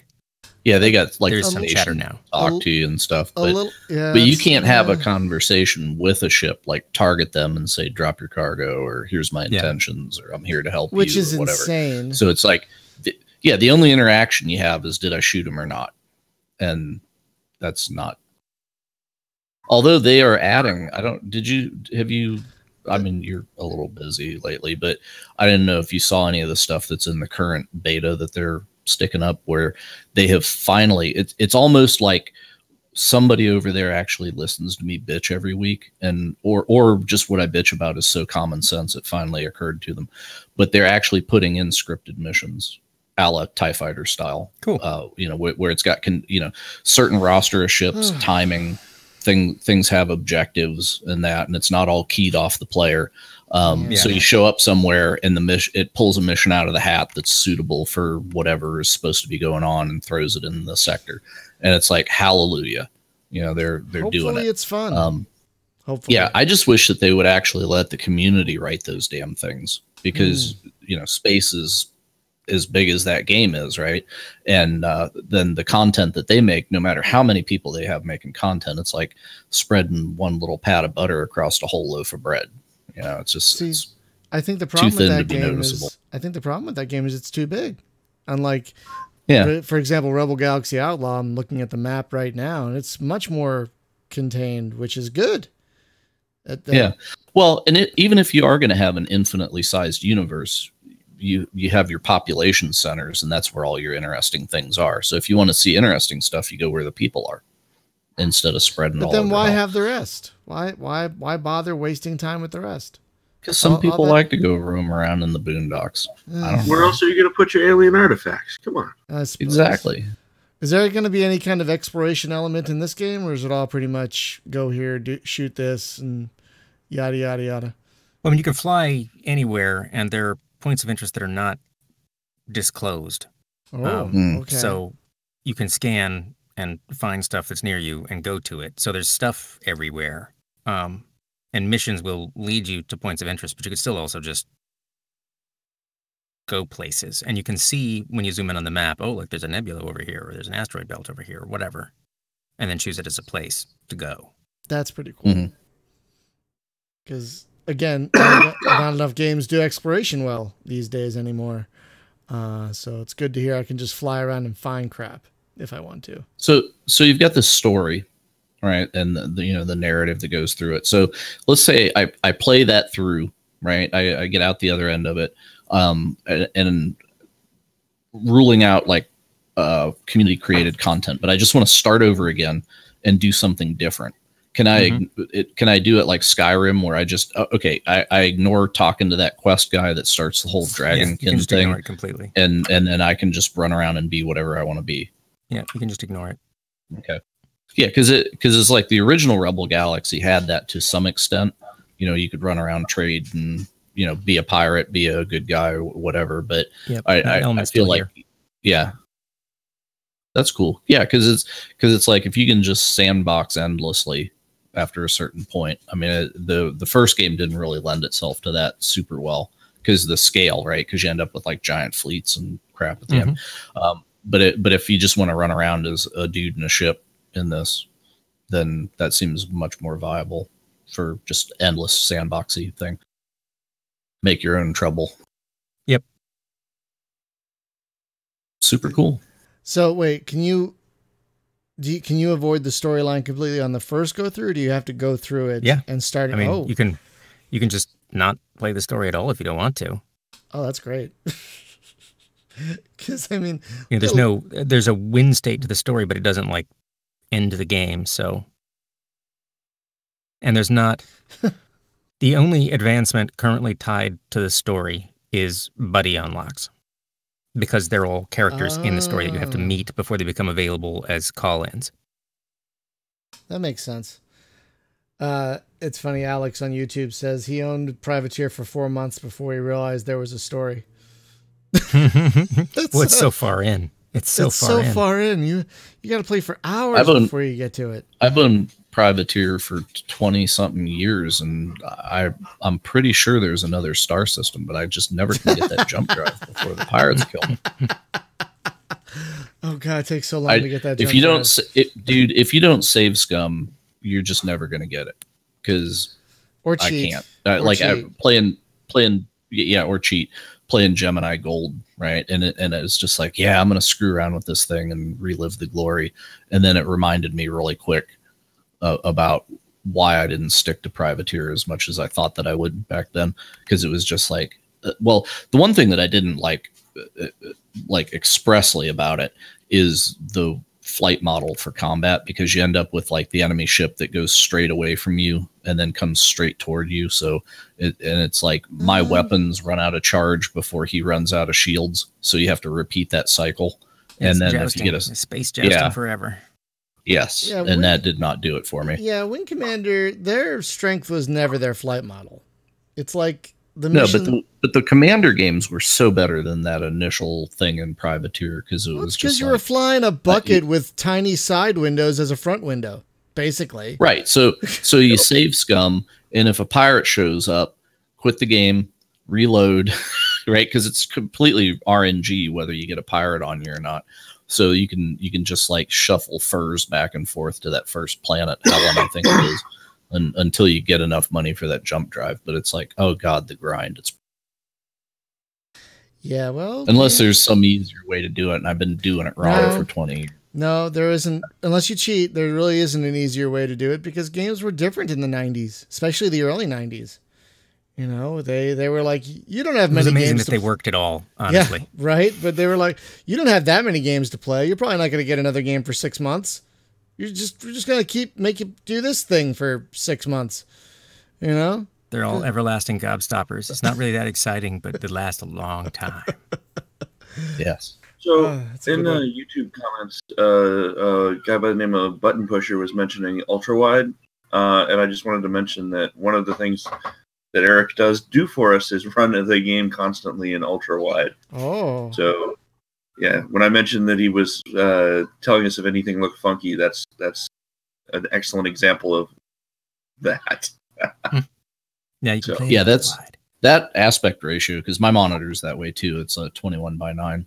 And I find myself playing games in 1080p windows more so than anything. Or if I can resize the window, I'll keep it 16:9 and just make it as full screen as I can in the middle. And that gives me like half a monitor to either side to put other things. So yeah, but yeah, whenever you get a traditional game and then you stretch it out to that, like I'm actually kind of shocked at how many old games deal with it, where it's like, yeah, the viewport just went that way out and it didn't stretch the hell out of things, and I'm shocked, but then you play some other things and it's like they just don't have any idea of what's going on. So I'm glad that he's testing it. Well, I think we're also really lucky to have a thing like DOSBox that works so well with newer hardware. Yeah, and lets you scale it to certain resolutions, and it looks great. So I think we're very lucky in that regard. Yeah. Well, with all this virtualization technology, I am surprised that nobody has made this. Perhaps Travis will make it for us. But a virtual monitor, because whenever you pick your display adapter, right? Like, hey, put this game on monitor 2. Well, monitor 2 happens to be a window on monitor 1, but it fakes it in the hardware to think that it's talking to a separate physical monitor. Huh. That's all I need.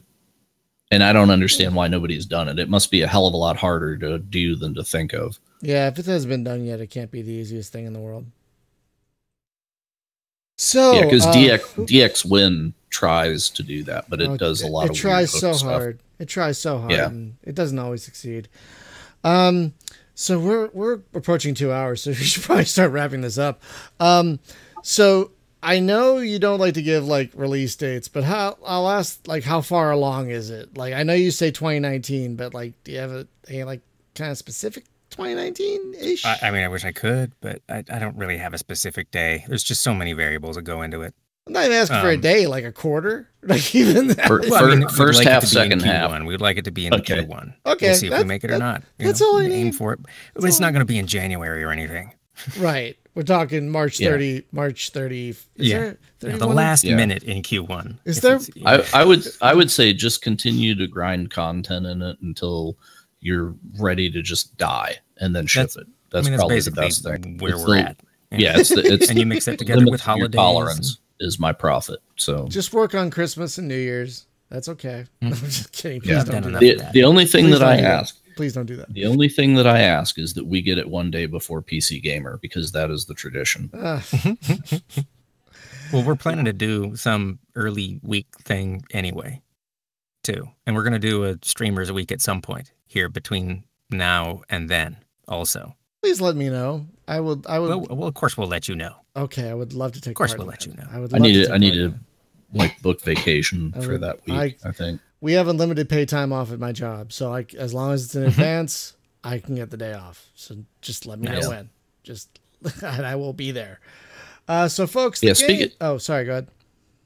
Oh, I was gonna say, like, speaking of people that are hot to play your game, you're familiar with Scott Johnson, right? Over at the Instance, Frog Pants. Yeah, I've on like 3 different podcasts that he does. He's talked about how he's jonesing for a space game, and has dropped Rebel Galaxy Outlaw like 3 times in the last week. So we might want to talk. We'll try and make sure we're squared up with him when we're ready to go. Yeah, he's got a couple subscribers, so might get the word out. But yeah, so I sent him like a list of other things. Like here's all the stuff that'll hold you over. But one of the things that I sent him was actually the website for Wings of Saint Nazaire.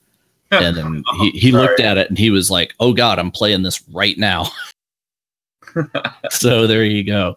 I hope it still worked. Tested it. Now, there's a lot of excitement for this game, and rightly so. A lot of people really liked Rebel Galaxy. Again, rightly so. So, take your time and do it right. If it's Q2, it's Q2. Fine. We're gonna do our best not to screw it up. Yeah. Oh, I have no doubt you won't screw it up. Just don't burn yourself out doing it. Please do not burn yourself out. And we'll do our best to show it off when the time absolutely. comes. Oh my God, absolutely.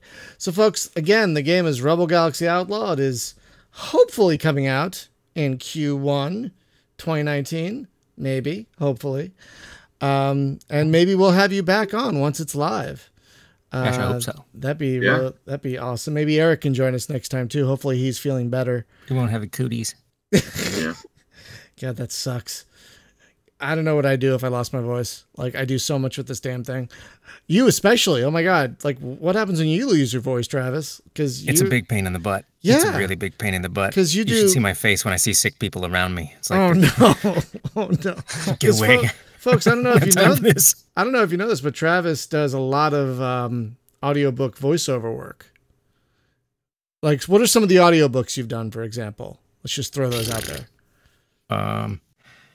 I'm doing Will White's Cradle series right now, which is really awesome. I just finished a book for Tor called The Razor, which is sci-fi and is super, super, super awesome. I saw your video that you posted today on that. That was comes really out in great. like 3 weeks. It's super good. It's super good. I don't know. I've got a bunch of books.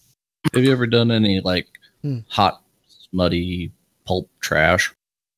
I mean, I've done a lot of pulp trash, but not smutty pulp trash. I don't do any erotica. She hasn't. All right, she hasn't heard your stuff then. No. You mean your wife? No super porny stuff.